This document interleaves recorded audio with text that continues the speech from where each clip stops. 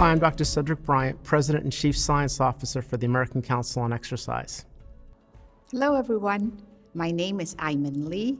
I'm Professor of Medicine at Harvard Medical School and also Professor of Epidemiology at the Harvard T.H. Chan School of Public Health. So I'm here to talk to you about physical activity and health. And the basic question is, what is physical activity? Oftentimes, we use physical activity and exercise interchangeably, but really the two terms are not interchangeable. Physical activity is any bodily movement produced by your skeletal muscles that results in energy expenditure. So if you go down to the basement to do your laundry, you're carrying out physical activity. If you walk to your mailbox to get your mail, you're carrying out physical activity. And it's important to note that all physical activity is good. Exercise is a type of physical activity. So what do I mean by that? When we refer to exercise, we usually refer to something that is planned, that is repetitive, that is structured, and that is done with some purpose in mind. So for example, I might go swimming on weekends because I want to improve my fitness. I might join a running club and go running twice a week because I want to decrease my time in a 5K race that is coming up. So exercise is a type of physical activity. All exercise is counted as physical activity, but not all physical activity is counted as exercise. And I'd like to emphasize that all physical activity is beneficial. So when we think of physical activity and exercise, what are the kinds of physical activities and exercise that we can be doing? Most of the time, we think of aerobic physical activity or aerobic exercise. So there would be things like walking, jogging, playing tennis, swimming. There's also muscle strengthening exercises to build up your muscles. There is balance, which is particularly important for older folks. So balance exercises help us to maintain our balance. What do those look like? For example, you could be standing on one leg. That would be a balance exercise. And the last category of exercise or physical activities I talk about is flexibility exercises. Those help us increase our range of movement of our joints and help us be more flexible. Physical activity is arguably one of the best things that we can do for improving overall health and well-being. There isn't a system in the body that isn't positively impacted by physical activity. Physical activity lowers our risk for a variety of chronic conditions from type 2 diabetes, heart disease, stroke. It also is positively impacted and lowers our risk for certain types of cancer. It improves bone health. It improves the function of our muscles so that we can function better and more completely in life. It also improves our mood. Really, it's the closest thing we have to a magic pill, if you will, in that every single thing that we do and every single function that we have in our bodies as humans is greatly improved by being physically active. It's just a matter of getting the right dose of activity.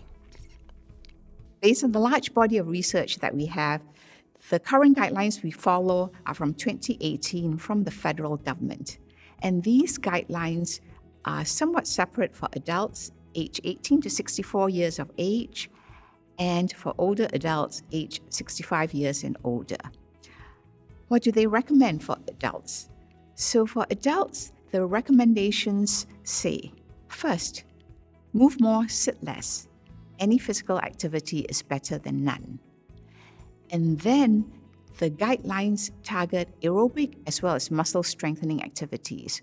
For aerobic physical activity, the guidelines say do 150 to 300 minutes of moderate intensity physical activity a week, or 75 minutes to 150 minutes of vigorous intensity physical activity a week, or some combination of the two that results in equivalent energy expenditure. If you can do more than that, that will result in additional health benefits. These are aerobic physical activity recommendations. With regard to muscle strengthening exercises, the guidelines recommend that these be done that involve the major large muscle masses of the body twice a week or more.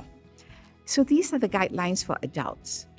For older adults aged 65 years and older, essentially the same guidelines are in effect, but the guidelines recognize that as you grow older, you might develop chronic conditions that limit your ability to be physically active. So the guidelines say follow the same guidelines as for adults, but we recognize that with these chronic conditions that you have, you might not be able to do that. So do what you can. Any physical activity is better than none. So a lot of people come up to me and say, oh yeah, I know physical activity. I know exercise is good for your health, but I hate to exercise. I hate getting all sweaty and then having to shower. And what I say to such individuals is, remember, physical activity is good for your health. Exercise is good for your health, yes, and there are folks who like to exercise. There are these people who want to play pickleball, who want to play tennis, who do CrossFit. Good for them, more power to them. But all physical activities are beneficial. What do you like to do? Do you like to garden? That's physical activity. Do you like to walk your dog? That's physical activity. Do you like to dance? That's physical activity. Do you have grandchildren and you love playing with them? That's physical activity. Remember that any activity that helps you to breathe a little bit faster, helps your heart rate to go up, that is moderate intensity physical activity where you can carry on a conversation, but you cannot sing. Any activities of that sort are healthful. One of the things that we've effectively done in our modern society, if you will, is we've engineered physical activity out of our lifestyles. And most of us are in sedentary occupations where we're sitting all day. And again, we have to be mindful to look to move. And so one of the things that can be quite useful is to use a little reminder in terms of setting a little alarm or alert every hour to cue you to get up and do a couple of minutes of activity. One of the things that we know is that can help to offset the challenges of sitting all day. And for the person who is meeting those guidelines, that can help to offset the typically sedentary time that we spend at the workplace. So you might ask me, oh, I have a smartwatch. How many steps should I do each day to be healthy? And if you ask people on the street, most people will say, oh, 10,000 steps a day. And as it turns out, if you do 10,000 steps, great, you'll get good health benefits. But 10,000 steps can be very daunting for someone who is not physically active. And we've now seen data from studies suggesting that among older individuals, and by older individuals, I mean individuals who are aged, say, 60 and older. Again, we have the some is more is better. So by some is more, it means that any number of steps that you take does benefit your health. And the more steps you take, the more benefit you have until about 7,500 steps a day. And beyond that, you don't get additional health benefits. That's not to say that you don't want to do it, but the benefits, at least in terms of dying early, sort of flatten. For younger folks, it appears that this flattening of benefits for dying early occurs between 8 to 10,000 steps, and for older folks, between 6 and 8,000 steps. Whatever change in body weight you make, being physically active can help you to maintain that weight loss.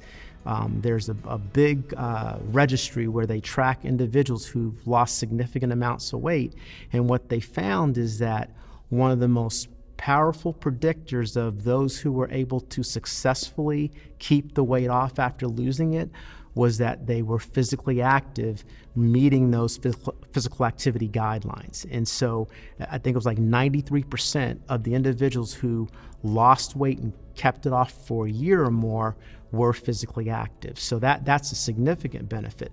But the other thing I think it's important for all of us to realize is that there are other kind of hidden benefits to being physically active that extend way beyond the scale. All those things that I mentioned earlier with regard to reducing your risk for certain diseases, improving the function of all these various physiological systems, all those things occur irrespective of what happens with your body weight.